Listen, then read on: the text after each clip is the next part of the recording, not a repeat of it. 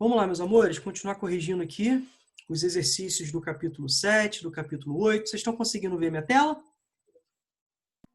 Sim. Tudo beleza. Sim. Então, ó, obrigado. Então, nós fizemos o número 1, o número 2, o número 3 e o número 4, né? Vamos aqui para o número 5, tá? Então, agora a gente já tem condições de fazer o número 5. Tá aqui, ó. Aponte, então, o verbo de comando, apontar.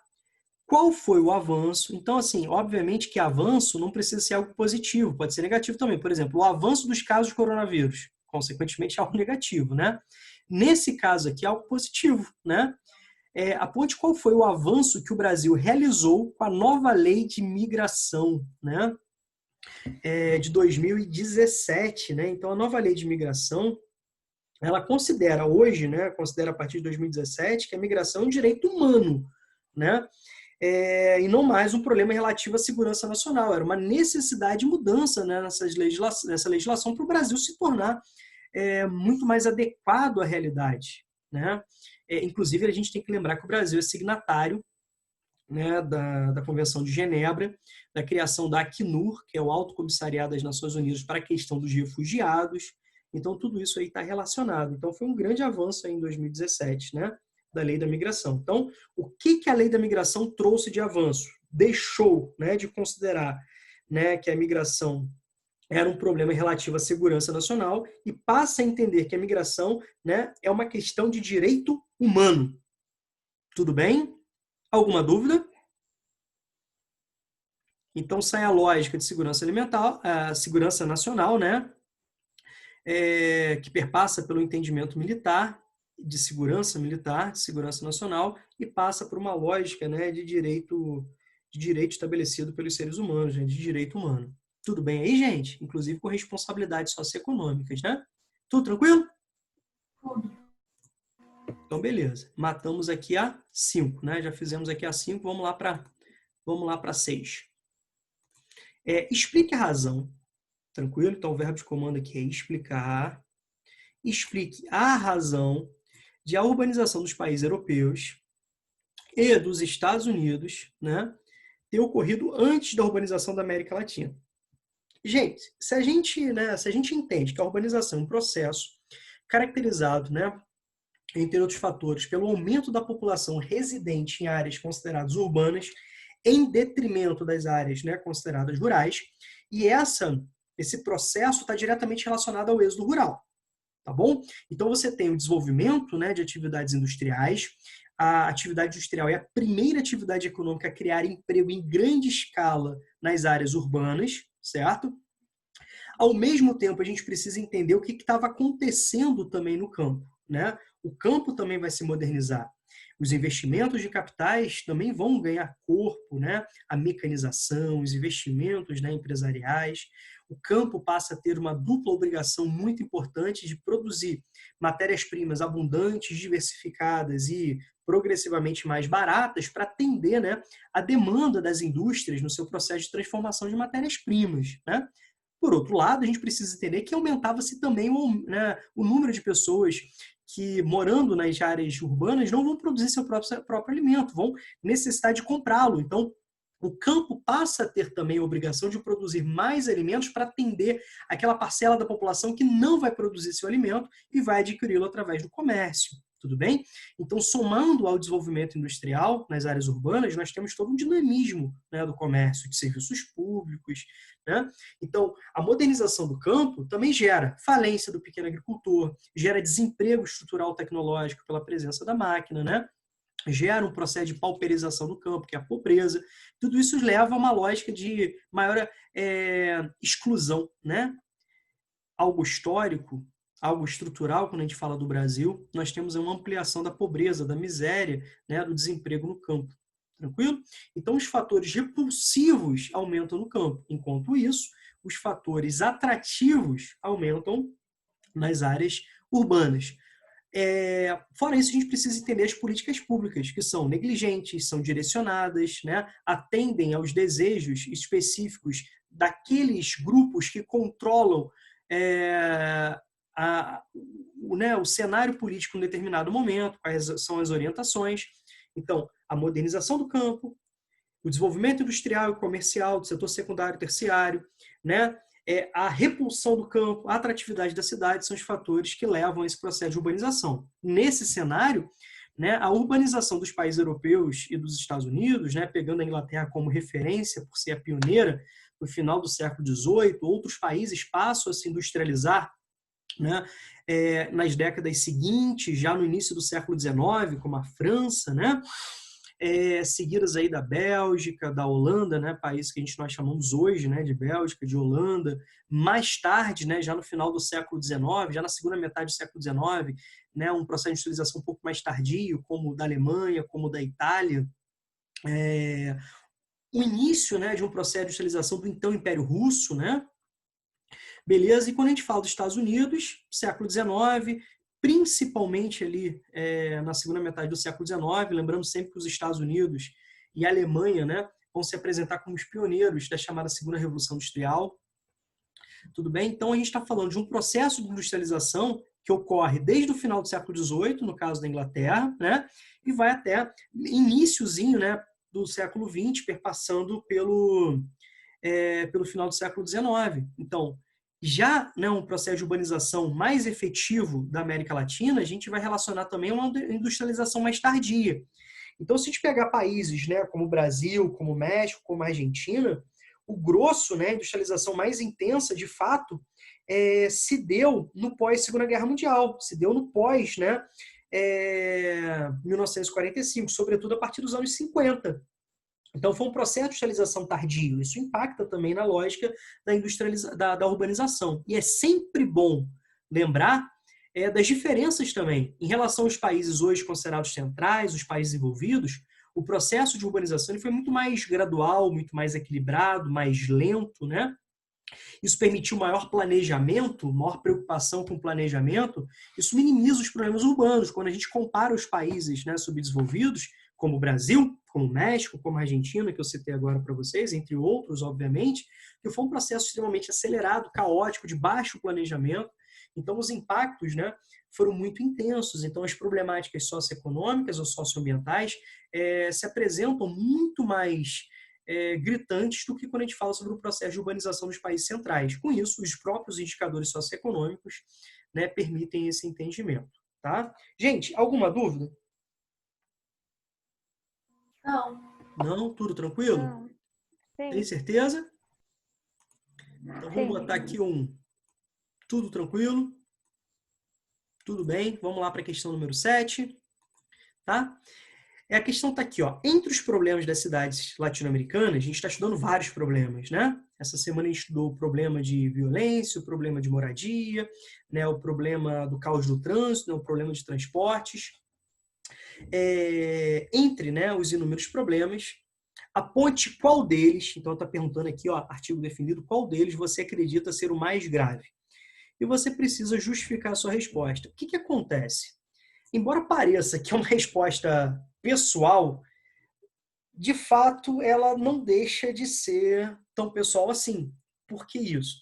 Vários problemas estão direcionados e relacionados a um problema principal, que é um problema que não foi criado pela urbanização, né? Nada disso, mas foi agravado devido a uma urbanização intensa, né? De baixo planejamento por parte das políticas públicas. Que problema é esse? O que vocês acham?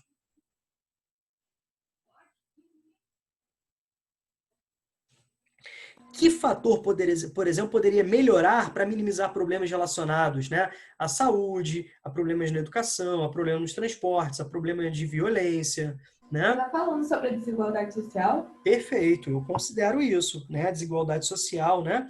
A pobreza, né, que assola uma parcela significativa da população, né, poderia muito minimizar os problemas urbanos, que daria mais condições para a população, qualidade de vida para a população, né? Então, todos esses problemas que a gente está estudando, que a gente estudou e continua estudando nesse capítulo, poderiam ser minimizados através de políticas públicas que pudessem, de fato, né, diminuir a desigualdade, diminuir a pobreza, a miséria, tudo bem? Só para a gente ter uma clareza sobre a questão do Brasil, antes da pandemia, nós tínhamos algo próximo a 13 milhões de desempregados. Isso é muito mais que a população de muito país. Se a gente somar os mais de 30 milhões de subempregados, né, população sem carteira assinada, população vivendo de bico, vendendo coisa nas ruas, nós temos um percentual assim muito grande. E se a gente somar ainda aquela parcela da população que vive com menos de $1 dia, isso que a ONU chama de população abaixo da linha da pobreza, em miséria extrema, se a gente fizer uma relação matemática, né, $1, R$ 5 aproximadamente, então é aquela população brasileira que vive com menos de R$ 5 dia. Se a gente somar esses 3 grupos, os desempregados, os subempregados, mais a população miserável, isso dá mais de 70 milhões de brasileiros. Gente, num total apontado pelo IBGE hoje, 210 milhões, isso é 1/3 da população. Então, 1/3 da população brasileira vive em precárias condições de vida, né? Não tendo os seus direitos, né, garantidos pelo Estado. Isso é muito complicado, isso interfere em toda a sociedade. Isso traz consequências muito nefastas, é um dos grandes empecilhos, né, ao avanço do desenvolvimento. O Estado deve garantir o seu papel de administrar os recursos públicos e garantir boas condições de vida para toda a população, né? Deve garantir o pleno emprego, deve garantir, né, todas as condições de políticas públicas voltadas nas áreas sociais. Tudo bem? Certo? Malu, eu considero isso mesmo que você falou, né? Então, a gente pode perceber isso, tá? Então, isso pode garantir direitos básicos, né? Como moradia, alimentação, né? Segurança, saúde, né? E, obviamente, vocês podem apontar outros fatores, né? Para justificarem suas respostas, para justificar a sua resposta, a resposta de vocês, melhor dizendo. Tudo bem, gente, na 7? Sim. Certo? Alguma dúvida, meus amores? Alguém quer comentar alguma coisa? Não. Certeza? Então, deixa eu voltar aqui, só porque eu tenho toque, né? Botar o verdinho aqui. Beleza. Vamos lá para 8? Vamos firmes para 8? As cidades latino-americanas são a expressão visível, olha só que interessante, a expressão visível, perceptível das desigualdades sociais. Então, olha só, para mim, isso aqui já era a resposta da 7, né? Como a Malu apontou. Beleza? E explique essa afirmação. Então, repare que ele está afirmando, ele quer que você dê embasamento para isso. O que a gente pode perceber, gente? Que vários fatores, né? Mas pegando o gancho que a gente está falando aí, quando essa população sai do campo por vários motivos, ou pelo desemprego, pela desigualdade, pela falência, ou atraído pelas políticas públicas, com maior oferta de serviços nas áreas, né, urbanas, a gente pode perceber que aumenta a disputa pelo solo urbano. Essa população, por exemplo, ela vai passar a residir, ela vai ser expulsa, né, das mais variadas formas e vai precisar ocupar aquelas áreas de menor especulação imobiliária, aquelas áreas que podem, né, inclusive serem áreas de risco, como áreas próximas ao transbordamento natural dos rios, né, as margens de rios, as áreas de pés de morro. Então, ficam suscetíveis, né, a grandes problemas de perdas materiais, inclusive humanas, né? Então, há um grande problema aí de disputa do solo, né? Então, o solo passa a ser visto como uma mercadoria. Então, o solo ele não cumpre a sua função social, que é de gerar, né, condições de vida, moradia, né? Quando a gente fala, né, da Constituição brasileira, a Constituição brasileira é muito clara que o solo ele precisa ter sua função social, né? Ele precisa ter sua função social, precisa gerar alimentos, gerar segurança, gerar condições de moradia. Então a gente pode perceber o que cresce nas cidades são justamente aquelas áreas que não são utilizadas para moradia, mas para especulação. Aqueles prédios que muitas vezes, né, os seus proprietários eles não pagam impostos, eles não pagam, né, toda a tributação necessária, estão ali esperando especulação, né, a especulação aumentar para serem vendidos. Então, isso permite legalmente que esses prédios sejam desapropriados e que a população, né, que precisa seja alocada ali. Tá? Então, a ocupação do solo urbano, né, com a construção de casas, prédios, lojas, né, ela é realizada, né, ela é baseada na questão do poder aquisitivo. Se você tem boas condições, você consegue alugar, você consegue comprar, você consegue morar. Já a população que vive, né, em áreas, né, em áreas, né, segregadas, a gente pode perceber que devido às questões, né, socioeconômicas. Então, um outro conceito que essa questão traz para a gente analisar, para a gente refletir, é o conceito de segregação socioespacial, né? certo? A gente pode perceber isso. E no Brasil, essa segregação socioespacial é um afastamento socioeconômico tão forte, tão gritante, mas em termos de espaço ele é tão próximo. Então, às vezes, é uma rua que separa, é um muro que separa, né? Uma área de aporte econômico, com serviços públicos adequados, com qualidade de vida, e outras áreas de população segregada do ponto de vista socioeconômico, né? Onde você, às vezes, não tem nem saneamento básico, coleta de lixo regular. Então, são situações muito fortes, né? Uma infraestrutura muito negligente, né? Muito aquém do ideal, certo? No Brasil, mais de 50% dos domicílios, eles não recebem, né, serviços públicos como de água, esgoto, coleta de lixo, né, infraestrutura de saneamento muito baixa. E, além disso, a gente tem que entender também que há um avanço dessa disputa que leva uma população a morar em áreas, né, mais distantes, onde menor o valor, né, o menor valor do terreno, do aluguel, né, do imóvel, em bairros periféricos, né? Gente, periferia não é algo ruim, né? O que é uma coisa periférica? É afastada do centro. Então, nós temos bairros periféricos de alto padrão. Mas aqui no Brasil, quando a gente fala de periferia, parece que virou sinônimo, né, de uma periferização marginal, uma periferização excludente, uma periferização marginalizada. Então, uma parcela da população significativa da população precisa todos os dias se deslocarem, né, das suas casas até os seus trabalhos, precisam pegar vários ônibus, trem, metrô, é um custo muito grande, pessoas que ficam mais de 3 horas, né, para chegar ao seu trabalho, para voltar à sua casa, né? O caos no trânsito está muito relacionado a isso. Então, a gente viu que esses problemas urbanos eles estão muito, né, integrados, um intensificando os outros problemas. Tá? E, por exemplo, o que a gente pode perceber? Que muitas áreas, né, favelizadas, áreas, né, marginalizadas, segregadas, elas estão próximas às áreas de grande aporte, como, por exemplo, pegando o Rio de Janeiro, né, as áreas nobres, né, que popularmente são conhecidas como a Zona Sul, por exemplo, você pode perceber que nós temos áreas periferizadas próximas. Então, uma população que precisa morar próximo ao trabalho, uma população que é absorvida pelo comércio, né, uma população que é absorvida por ofertas de trabalho de menor exigência de qualificação, que obviamente vão ganhar um rendimento menor, né, salários muito baixos. Isso quando você, por exemplo, chega no centro do Rio, né, sábado à tarde, domingo, principalmente domingo, cara, aquilo tá vazio, né, em termos de pessoas, você não consegue nem ter um local para comer direito, né, se você precisar. Aí quando chega na segunda-feira, você vê aquela ebulição social, né, então as pessoas não moram ali, elas trabalham ali, sobretudo no setor, né, serviço, no setor de comércio, no setor terciário. Gente, tudo bem? Alguma pergunta? Não, tá tudo bem. Beleza? Então, vamos parar por aqui, né? Tudo bem mesmo? Tudo no esquema? Sim. Que bom.